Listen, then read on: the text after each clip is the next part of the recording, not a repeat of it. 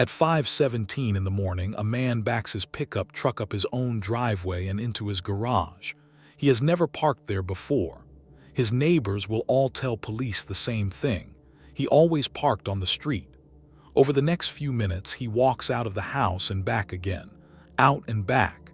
He is carrying something each time. The camera across the street records all of it, and he has no idea it is there.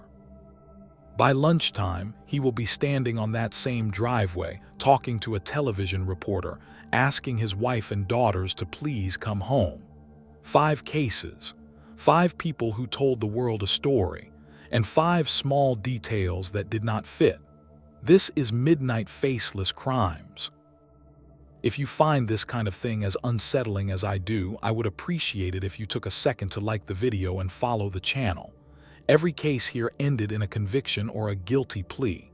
Every one of them started with someone reporting a crime that did not happen the way they said it did. One of them staged a bathroom. One staged an entire kidnapping. One buried the truth under an oil field. None of them were caught by a confession. Not at first. They were caught by something small, a car seat, a traffic light, a dry bathtub. Let's start in Frederick, Colorado. On the morning of August 13, 2018, Chris Watts told police that his wife and 2 daughters had left the house while he was at work. He said Shanann had taken the girls to a friend's for a play date. He said he did not know where. He said he had gone to work at the oil field like any other Tuesday and come home to an empty house.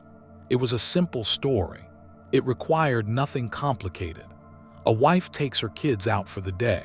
People believed it for about 4 hours. Shanann Watts was 34 years old and 15 weeks pregnant with a son. Bella was 4. Celeste was 3. They lived on Saratoga Trail in a quiet development in Frederick, Colorado, about half an hour north of Denver. If you had looked at their social media that summer, you would have seen a family that looked close to perfect. Shanann posted constantly. Birthdays, school mornings, the girls dancing in the kitchen. She had posted a video not long before talking about her husband, saying he was amazing, saying she could not tell people how wonderful he was. That was the version of Chris Watts everyone knew. Quiet, steady, a dad who worked in the oil fields and came home.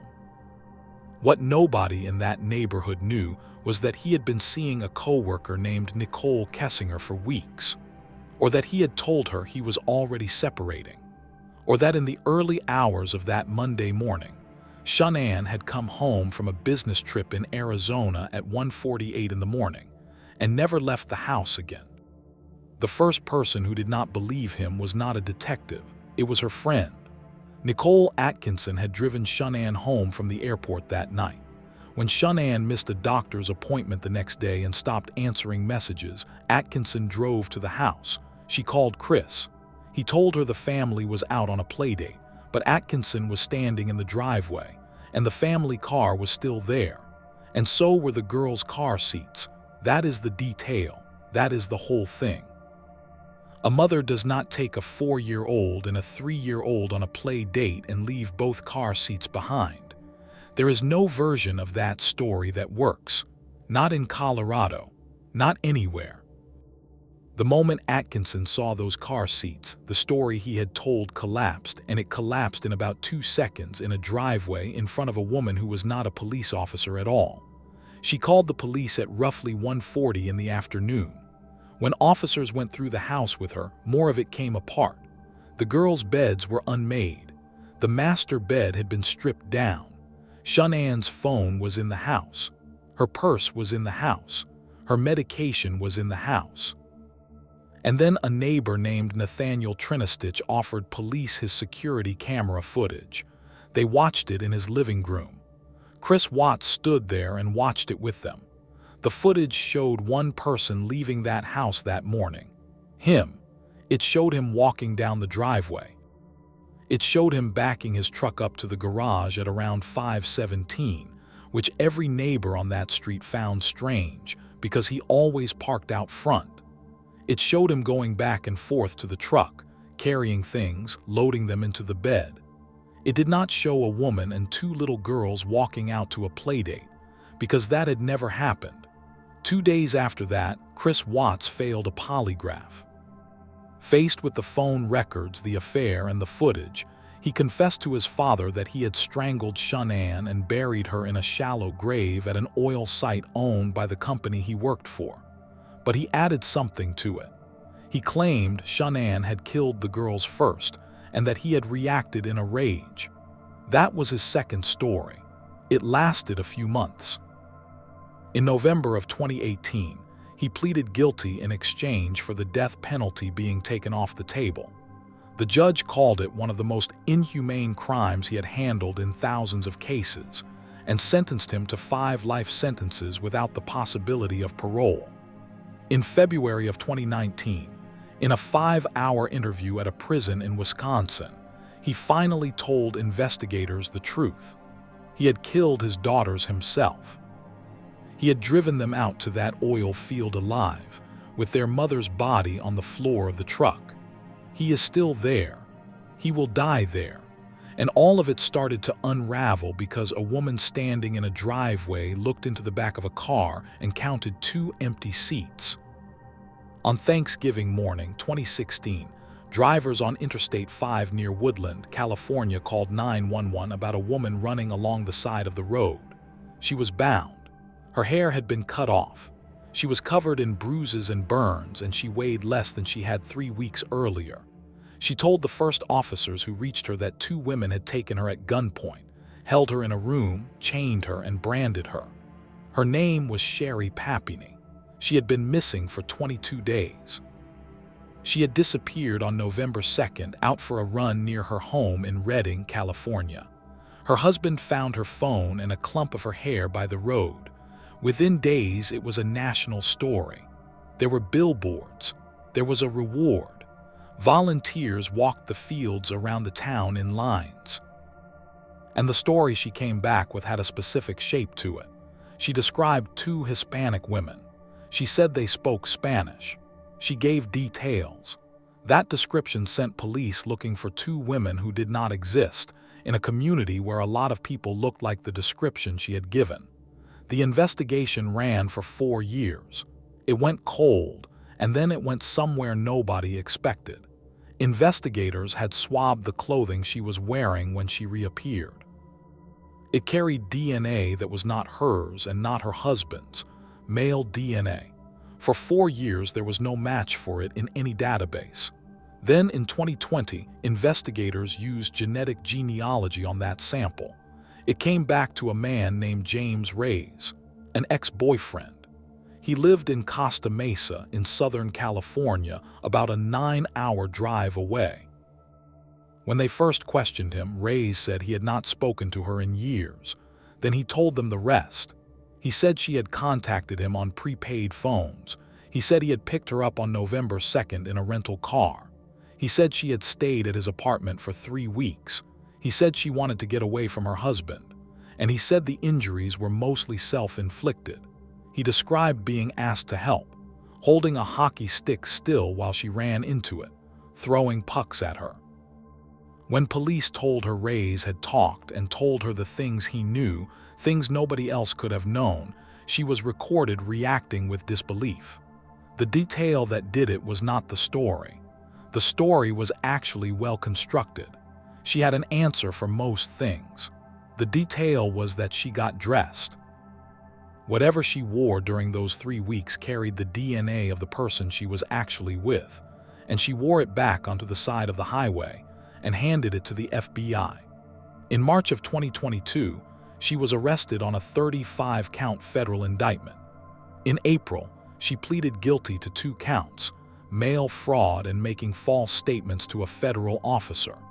In September, she was sentenced to 18 months in prison and ordered to pay roughly $300,000. She served about 10 months and was released in August of 2023. James Reyes was never charged. There is one more thing, and it matters. In 2025, she publicly recanted.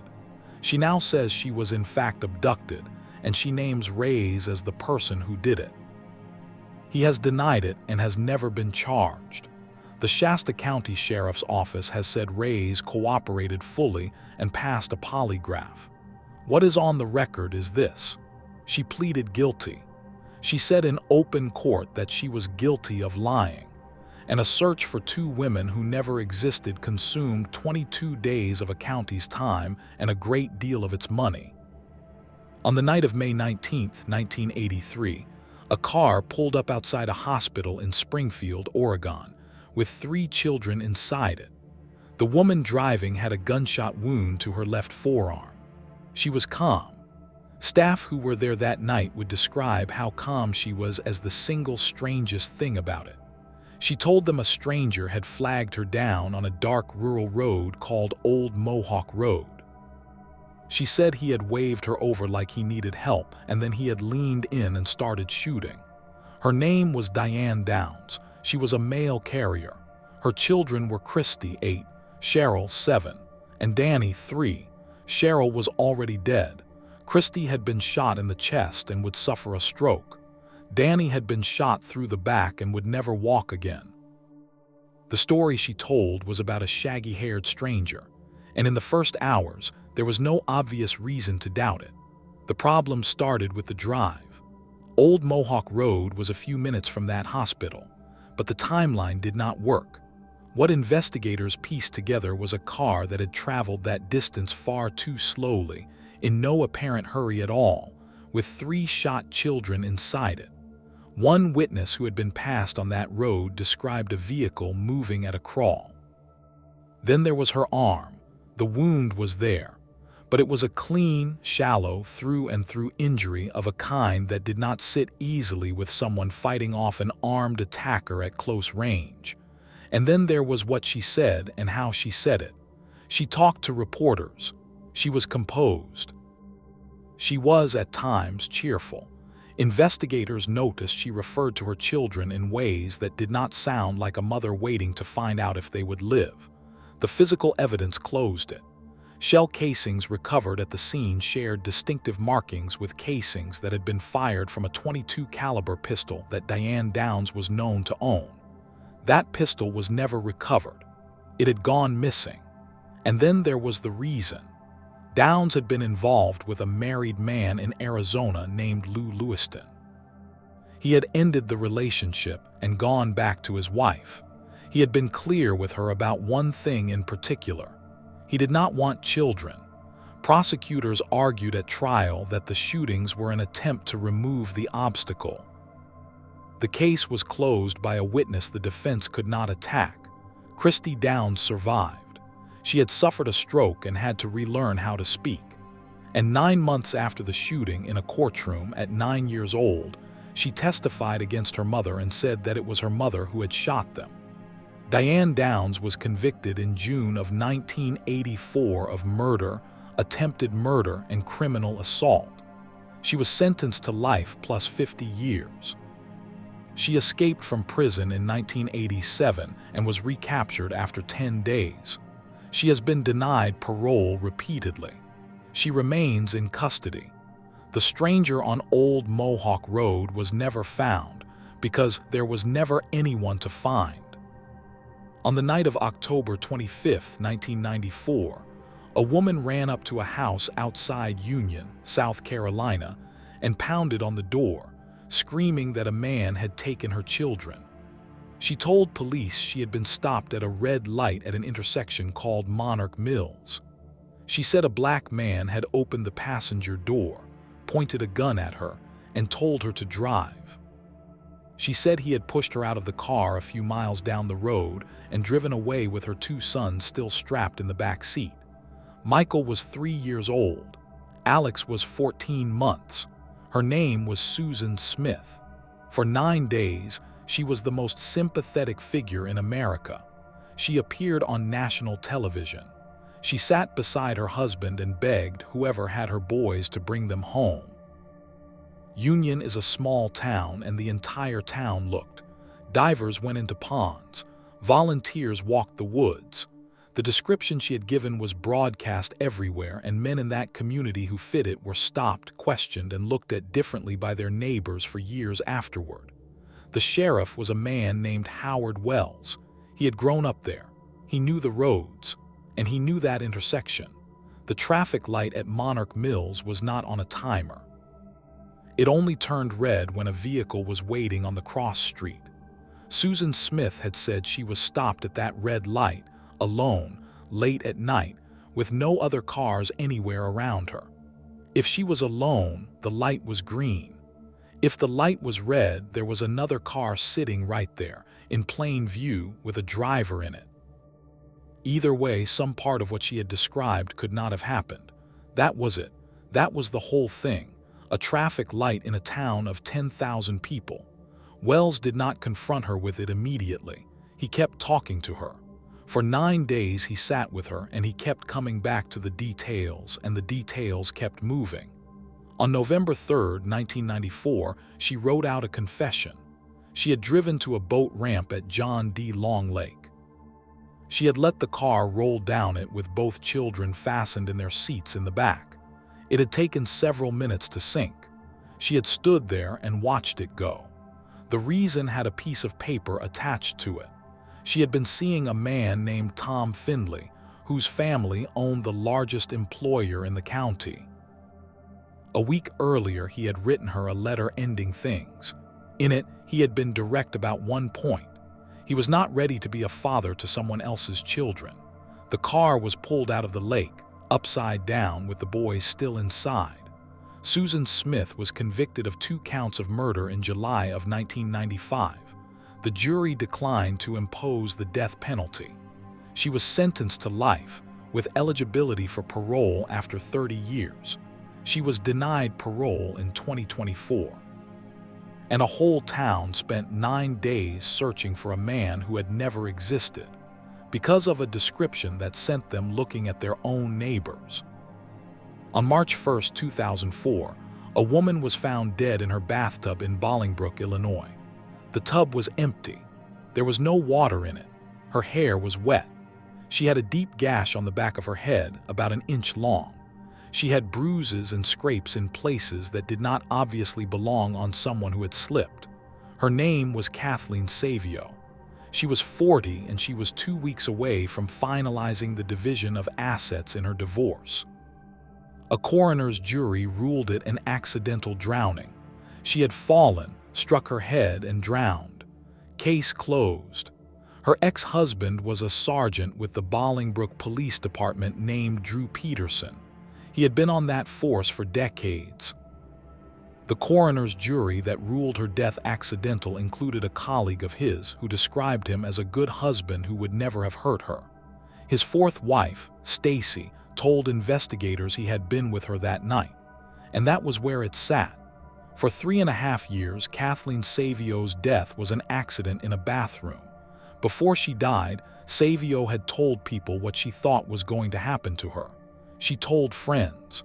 She told family. She wrote to the state's attorney's office in Will County directly, saying she was afraid of him, saying she believed he would kill her and find a way to make it look like something else. At the time, none of it moved anything. She was a woman in a bad divorce making accusations about a police officer, and the coroner had already ruled. In October of 2007, Stacy Peterson disappeared. She has never been found, and the moment she vanished, every one of those old statements stopped sounding like a bad divorce. Investigators went back and had Kathleen Savio's body exhumed. A second examination was carried out, including by a former chief medical examiner of New York City. The finding came back different this time. She had not slipped and drowned. She had drowned after a prolonged physical struggle. The bruising and the scraping told a story that a fall could not. The ruling was changed from accident to homicide. The state's attorney announced that it had been staged to look like an accident. Drew Peterson was arrested in May of 2009. The trial turned on something unusual. Illinois passed a law, informally named after Kathleen Savio, that allowed prosecutors to introduce statements made by a victim who could not testify, in cases where the defendant was responsible for their absence, which meant that at trial, Kathleen Savio spoke. Everything she had told her friends and her family, and the state's attorney about what she believed was coming was read into the record. In September of 2012, a jury convicted Drew Peterson of first-degree murder. He was sentenced to 38 years. The Illinois Supreme Court upheld the conviction in 2017, 4 years after that he was convicted again, in a separate case, of trying to arrange the murder of the prosecutor who had convicted him. That added 40 more years. He has never been charged in connection with Stacy Peterson's disappearance. She is still missing. The detail that broke the case was not found in that bathroom in 2004. It was found because a second woman vanished, and someone finally went back and read what the first one had already written down. 5 stories, 5 people who were, by most accounts, ordinary: a pipeline worker, a young mother in a small town, a mail carrier, a woman who liked to run, a police sergeant. Every one of them built something, not a perfect lie, a workable one, something with enough shape to survive a first conversation with a police officer. And every single one of them lost it to something they could not have planned for. A camera pointed at a driveway across the street. A traffic light that only turned red when someone else was there. 2 empty car seats sitting in a house. A jacket carrying somebody else's DNA. A letter a woman wrote before she died that nobody read properly until another woman disappeared. None of those were breakthroughs. Nobody cracked anything. In 4 of these 5, the person who noticed first was not even a detective. It was a friend in a driveway, a sheriff who knew his own roads, a 9-year-old girl, a woman writing to an office that filed her letter away. That is the part that stays with me, not that they were caught by something so small. If this is your kind of thing, the channel is Midnight Faceless Crimes, and we will be posting once a week. Like the video, follow the channel, and I will see you in the next one.